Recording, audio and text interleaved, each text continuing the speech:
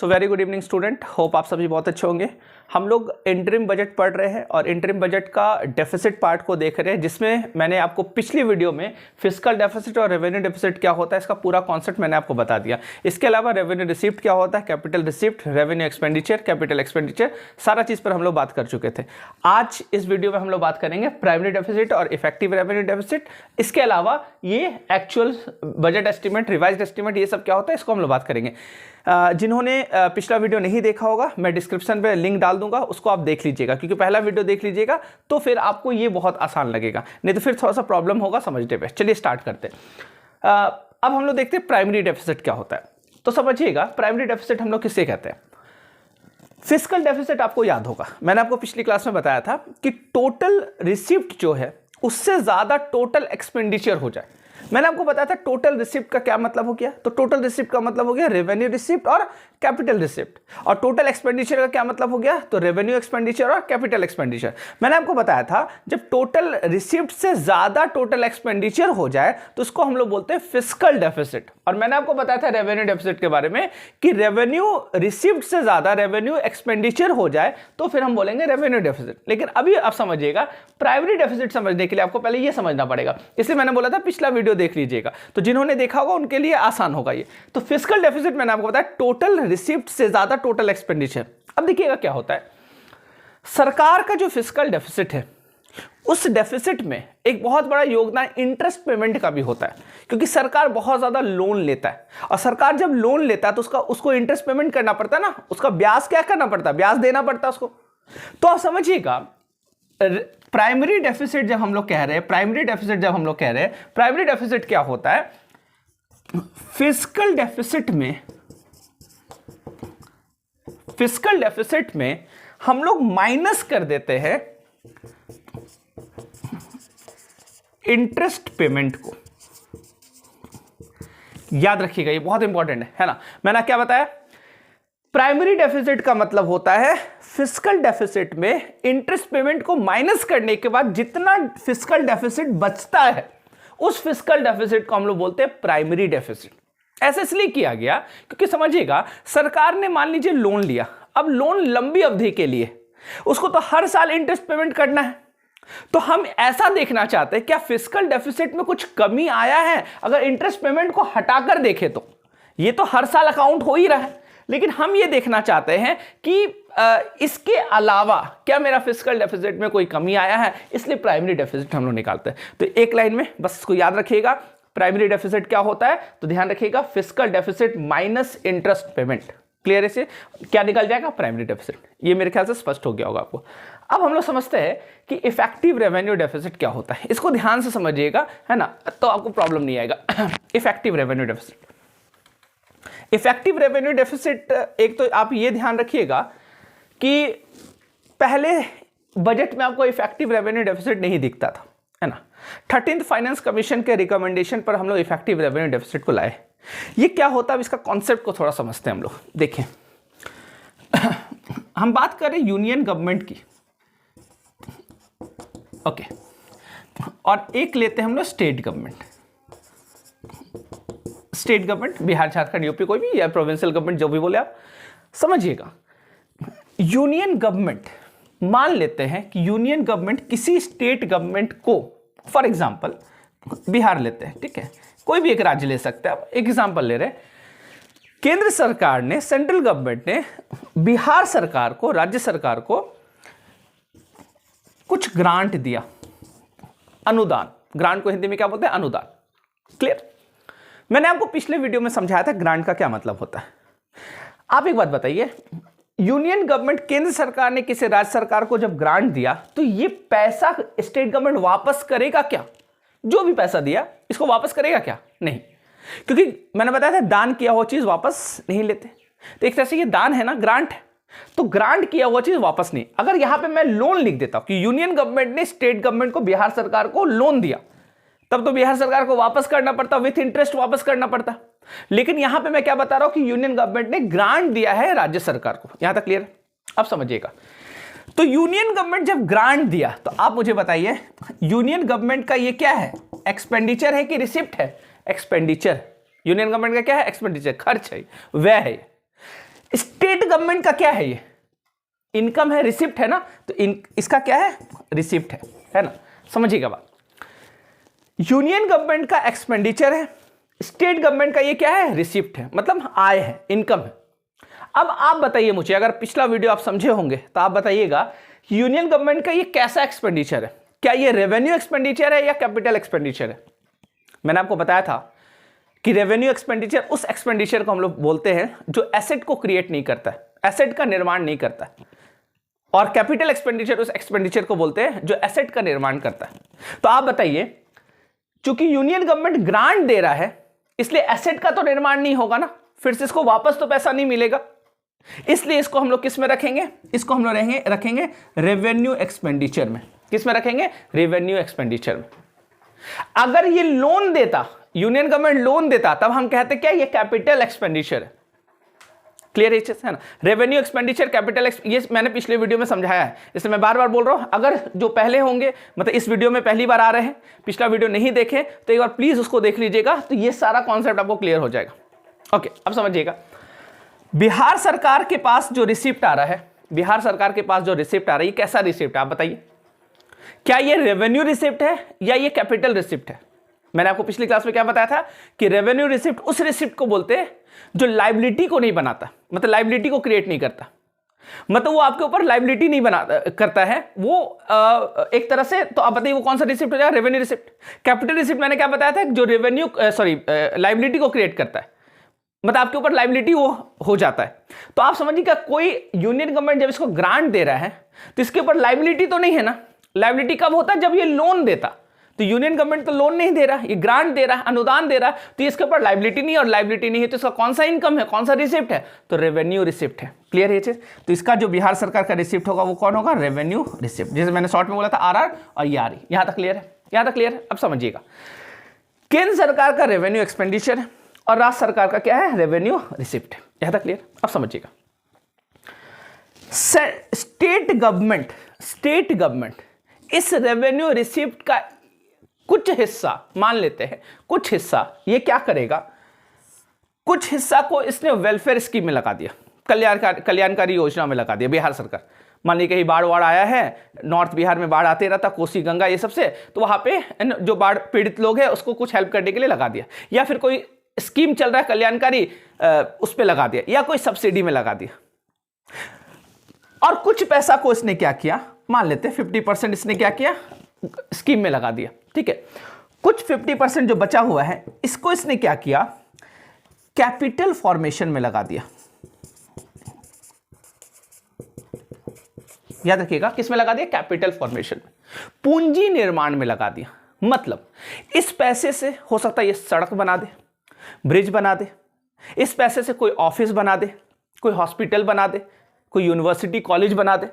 मतलब समझिएगा कि ये, या फिर कोई कंपनी में इन्वेस्ट कर दे, कोई कंपनी खोल ले। तो आप समझिएगा, या फिर है ना, समझ में आ रहे, कहीं भी ऐसा जगह जहां पे कैपिटल फॉर्मेशन होगा, मान लीजिए कोई इंडस्ट्री ही बैठा दिया इस पैसे से, तो आप समझिएगा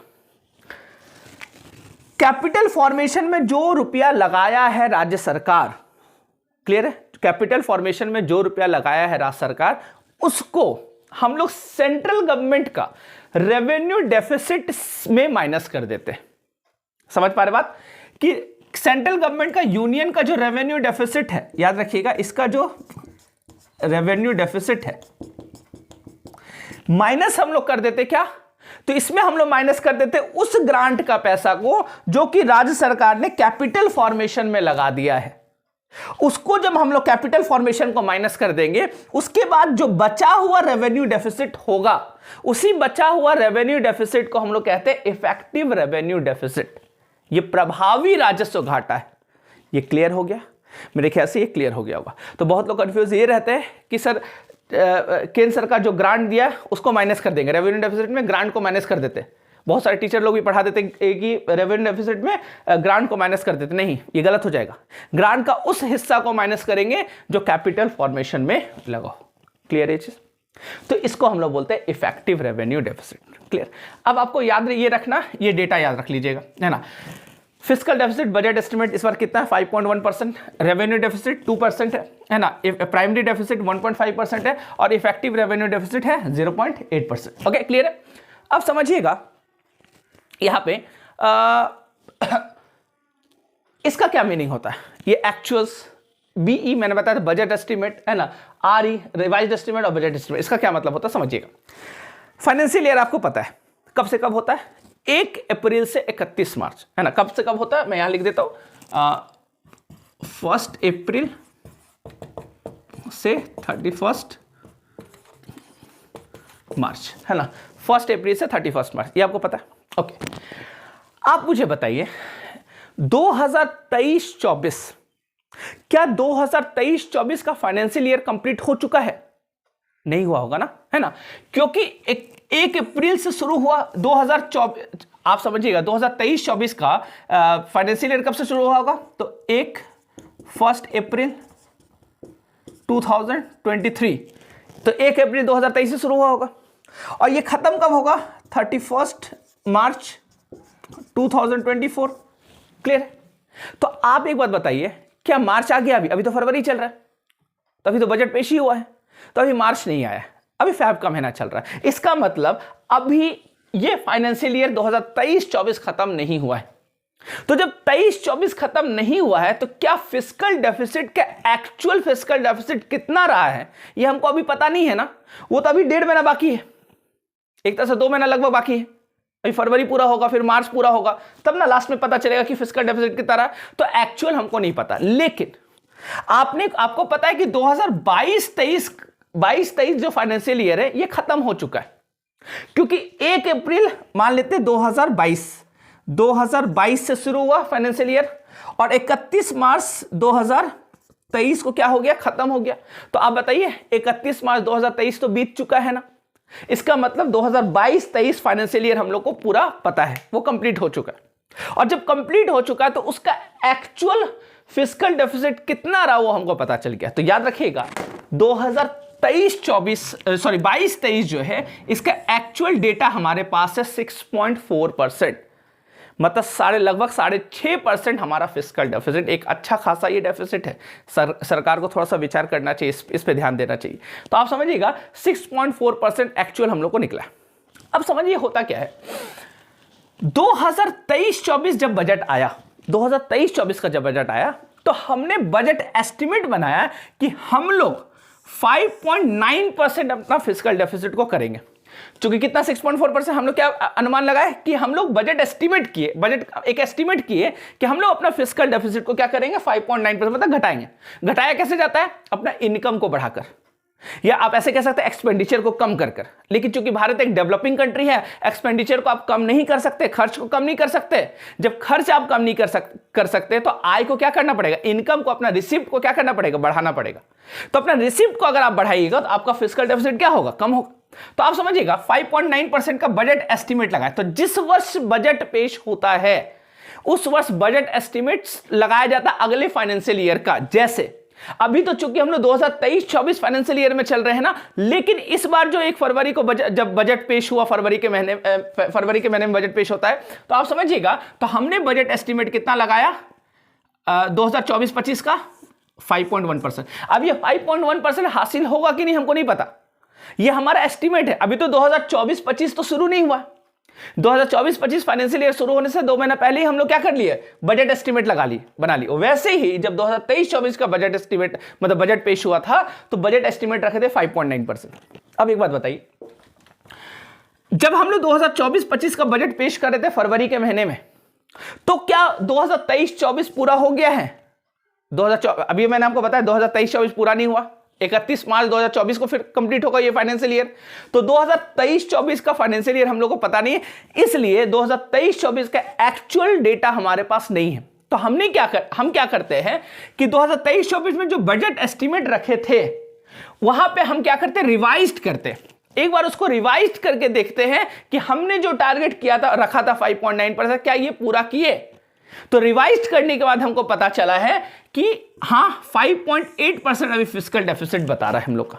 याद रखिएगा ये भी एक्चुअल नहीं है, ये नंबर बदल सकता है, समझ पा रहे बात? इसलिए हम लोग यहां पे क्या लिखे, रिवाइज्ड एस्टिमेट। इसलिए ईयर क्या लिखे 2023-24 और यहां पे भी ईयर हमने क्या लिखा 2023-24। तो 2023-24 में बजट एस्टिमेट हमारा था 5.9%। अभी जो हम लोग रिवाइज्ड करके देखे तो हमको पता चला 5.8%। एक्चुअल कब आएगा 2023-24 का, आप बताइए? जब हम लोग 2025-26 का बजट पेश करेंगे तब हमको एक्चुअल फिगर आपको देखने को यहां पे मिलेगा। जैसे 2024-25 का जब हम लोग बजट पेश किए तो हम लोग को 2022-23 का एक्चुअल डेटा हम लोग को देखने को मिला।